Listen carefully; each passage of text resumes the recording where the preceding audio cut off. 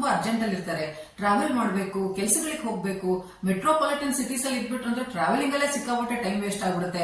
ಆದ್ರೆ law of attraction ನಾವು apply ಮಾಡ್ಕೋಬೇಕು, ಏನಾದ್ರೂ ನಾವು ಅಚೀವ್ ಮಾಡ್ಬೇಕು ಅಂತ ತುಂಬಾ ಆಸೆ ಇರುತ್ತೆ, ಬಟ್ ಸಮಯ ಸಿಗೋದಿಲ್ಲ. ಹಾಗಾಗಿ ತುಂಬಾ ಜನ ಕೇಳ್ತಾರೆ, ಸೊ ಶಾರ್ಟ್ ಪೀರಿಯಡ್ ಅಲ್ಲಿ ತುಂಬಾ ಒಳ್ಳೆ ರಿಸಲ್ಟ್ ಕೊಡುವಂತದ್ದು ಯಾವ್ದಾದ್ರು ಒಂದು ಟೆಕ್ನಿಕ್ ಇದ್ರೆ ಹೇಳಿ ಅಂತ ಹೇಳ್ಬಿಟ್ಟು.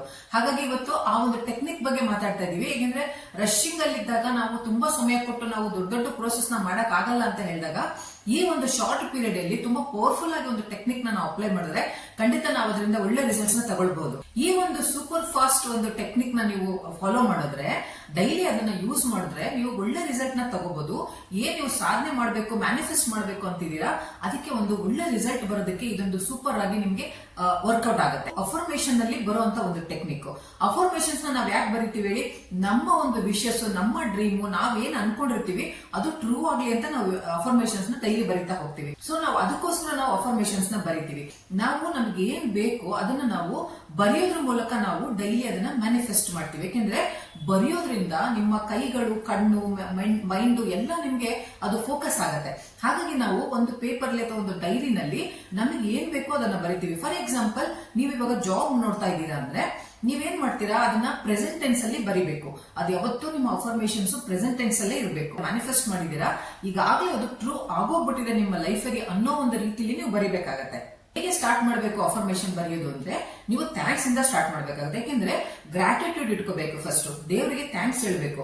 ಥ್ಯಾಂಕ್ ಯು ಗಾಡ್ ಅಥವಾ ಥ್ಯಾಂಕ್ ಯು ಯೂನಿವರ್ಸ್, ನನಗೆ ಈ ಒಂದು ಜಾಬ್ ಸಿಕ್ಕಿದೆ ಇಂಥ ಕಂಪನಿನಲ್ಲಿ, ನಾನು ಮಂತ್ಲಿ ಇಷ್ಟು ಸ್ಯಾಲರಿನ ನಾನು ಡ್ರಾ ಮಾಡ್ತಾ ಇದ್ದೀನಿ.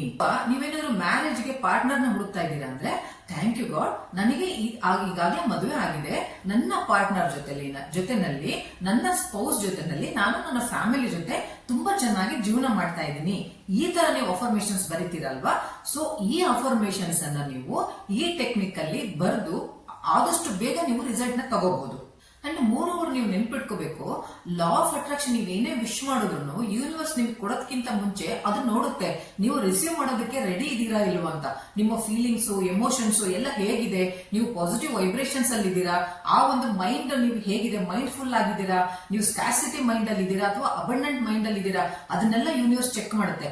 ನೀವು ರಿಸೀವ್ ಮಾಡೋದಕ್ಕೆ ರೆಡಿ ಆಗೋವರೆಗೂ ಕೂಡ ವೇಟ್ ಮಾಡುತ್ತೆ. ಹಾಗಾಗಿ ಫಸ್ಟ್ ನೀವು ಅಫರ್ಮೇಷನ್ಸ್ ಬರೆಯುವಾಗ ನಿಮ್ಮ ಎಮೋಷನ್ ಸುಮ್ಮನೆ ರ್ಯಾಂಡಮ್ ಆಗಿ ಮೆಕ್ಯಾನಿಕಲ್ ಆಗಿ ಬರ್ಕೊಂಡು ಹೋಗ್ಬಾರ್ದು. ನೀವೇನ್ ಮಾಡ್ಬೇಕು, ಅದೇ ತರ ನಿಮ್ಗೆ ಏನಾದ್ರೂ ಈಗಾಗಲೇ ನಿಮ್ಗೆ ಜಾಬ್ ಆಗ್ಬಿಟ್ಟಿದ್ರೆ ನೀವು ಕಂಪ್ನಿಲಿ ಕುತ್ಕೊಂಡಾಗ, ನಿಮ್ಮ ಒಂದು ಚೇಂಬರ್ ಅಲ್ಲಿ ನೀವು ಕುತ್ಕೊಂಡಾಗ ನಿಮ್ಗೆ ಯಾವ ತರ ಫೀಲಿಂಗ್ ಬರುತ್ತೆ ಅಲ್ವಾ, ಆ ಒಂದು ಫೀಲಿಂಗ್ಸ್, ಆ ಒಂದು ಎಮೋಷನ್ಸ್ ಕೂಡ ನೀವು ಬರೆಯುವಾಗ ಇನ್ಕ್ಲೂಡ್ ಮಾಡ್ತಾ ಬರೀಬೇಕಾಗತ್ತೆ.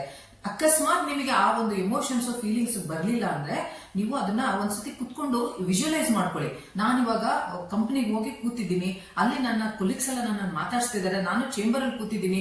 ಆ ಒಂದು ವಿಜುವಲೈಸ್ ಮಾಡಿದಾಗ ನಿಮ್ಗೆ ಮನಸ್ಸಿಗೆ ಎಷ್ಟು ಸಂತೋಷ ಆಗುತ್ತಲ್ವಾ, ಅದೇ ಸಂತೋಷನ ಇಟ್ಕೊಂಡು ನೀವು ಅಫರ್ಮೇಷನ್ಸ್ ನ ಬರಿಬೇಕಾಗುತ್ತೆ. ಹಾಗಾದ್ರೆ ಈ ಟೆಕ್ನಿಕ್ ಯಾವುದು ಅಂದ್ರೆ ಇದು 555 ಮ್ಯಾನಿಫೆಸ್ಟೇಷನ್ ಅಂತಾನು ಹೇಳ್ತಾರೆ. ಏನಿದು 555 ಅಂದ್ರೆ, ಇದು ಶಾರ್ಟ್ ಪೀರಿಯಡ್ ಅಲ್ಲಿ ಮಾಡುವಂತದ್ದು. 5 ದಿನ 55 ಸರಿ ನಿಮ್ಮ ಒಂದು ಡ್ರೀಮ್ ಅನ್ನ ಬರಿಬೇಕಾಗತ್ತೆ. ನಿಮ್ಮ ಒಂದು ವಿಶ್ ಅಥವಾ ನಿಮ್ಮ ಒಂದು ಏನಿದೆ ಮ್ಯಾನಿಫೆಸ್ಟೇಷನ್, ಅದನ್ನ ಅಫರ್ಮೇಷನ್ಸ್ ನ ನೀವು 55 ಸರಿ ಕಂಟಿನ್ಯೂಸ್ ಆಗಿ 5 ದಿನ ಬರಿಬೇಕಾಗುತ್ತೆ. ಮಲ್ಟಿಪಲ್ ಅಫರ್ಮೇಷನ್ಸ್ ನ ನೀವು ಬರೆಯೋ ಹಾಗಿಲ್ಲ, ಒಂದೇ ಇರಬೇಕು. ನೀವು ಜಾಬ್ ಇದ್ರೆ ಜಾಬ್ ಇರಬೇಕು, ಮ್ಯಾರೇಜ್ ಪಾರ್ಟ್ನರ್ ನ ಅಟ್ರಾಕ್ಟ್ ಮಾಡ್ಬೇಕು ಅಂದ್ರೆ ಅದಿರಬೇಕು, ಇಲ್ಲ ನೀವು ಮನಿ ಅಟ್ರಾಕ್ಟ್ ಮಾಡ್ಬೇಕಂದ್ರೆ ಅದಿರಬೇಕು. ಒಟ್ಟಲ್ಲಿ ನಿಮ್ದು ಏನು ವಿಶ್ ಇದೆ, ನಿಮ್ಮ ಅಫರ್ಮೇಷನ್ ಏನಿದೆ ಅದನ್ನ ಫಸ್ಟ್ ಕ್ಲಿಯರ್ ಮಾಡ್ಕೊಳ್ಳಿ. ಯಾಕೆಂದ್ರೆ ಲಾ ಆಫ್ ಅಟ್ರಾಕ್ಷನ್ ನಲ್ಲಿ ಕ್ಲಾರಿಟಿ ತುಂಬಾ ಇಂಪಾರ್ಟೆಂಟ್.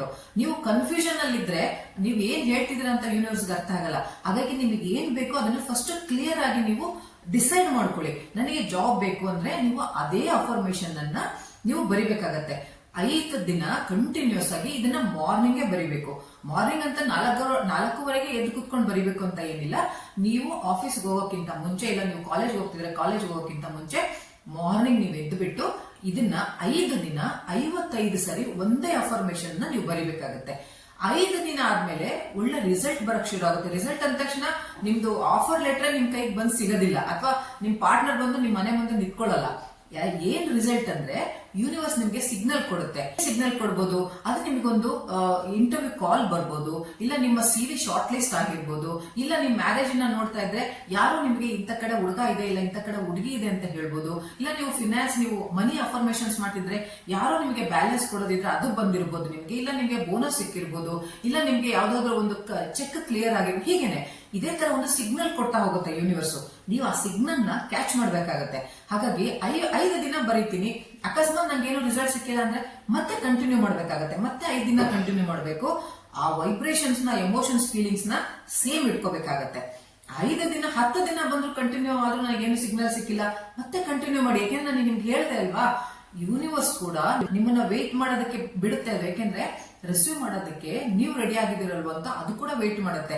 ಹಾಗಾಗಿ 5 ದಿನ 55 ಸರಿ ಕಂಟಿನ್ಯೂಸ್ ಆಗಿ ಒಂದು ಅಫರ್ಮೇಶನ್ಸ್ ನ ಬರೀತಾ ಹೋಗಿ 101% ಗ್ಯಾರಂಟಿ ಮಾಡಿ ಹೇಳ್ತೀನಿ, ನಿಮಗೆ ಒಳ್ಳೆ ರಿಸಲ್ಟ್ ಸಿಕ್ಕೇ ಸಿಗುತ್ತೆ. ಲಾ ಆಫ್ ಅಟ್ರಾಕ್ಷನ್ ಮತ್ತೆ ಮ್ಯಾನಿಫೆಸ್ಟೇಷನ್ ಅಲ್ಲಿ ನಿಮ್ಮ ಕ್ಲಾರಿಟಿ ತುಂಬಾ ಇಂಪಾರ್ಟೆಂಟ್. 100% ಬಿಲೀಫ್ ಇರಬೇಕು. ಡೌಟ್ ಇಟ್ಕೊಂಡು ಯಾವ ಕಾರಣಕ್ಕೂ ನೀವು ಅಫರ್ಮೇಶನ್ಸ್ ಬರೆಯಕ್ ಹೋಗ್ಬಾರ್ದು. ಇಮೋಷನ್ಸ್ ಮತ್ತೆ ಫೀಲಿಂಗ್ಸ್ ಇಟ್ಕೊಂಡು ಬರೀರಿ. 5 ದಿನ 55 ಸರಿ ನಿಮ್ಮ ಒಂದು ವಿಷಯನ ಬರೆದು ನೋಡಿ, ಖಂಡಿತ ನಿಮ್ಗೆ ರಿಸಲ್ಟ್ ಸಿಗುತ್ತೆ. ಇವತ್ತಿಂದಾನೇ ಸ್ಟಾರ್ಟ್ ಮಾಡ್ಕೊಳ್ಳಿ. ನಿಮ್ಗೆ 5 ದಿನ ಆದ್ಮೇಲೆ ನಿಮ್ಗೆ ಯಾವ್ದಾದ್ರು ಸಿಗ್ನಲ್ ಕೊಡುತ್ತೆ ಯೂನಿವರ್ಸ್. ಏನ್ ಸಿಗ್ನಲ್ ಬಂತು ಅಂತ ನನಗೆ ಕಮೆಂಟ್ ಮಾಡಿ ಹೇಳಿ.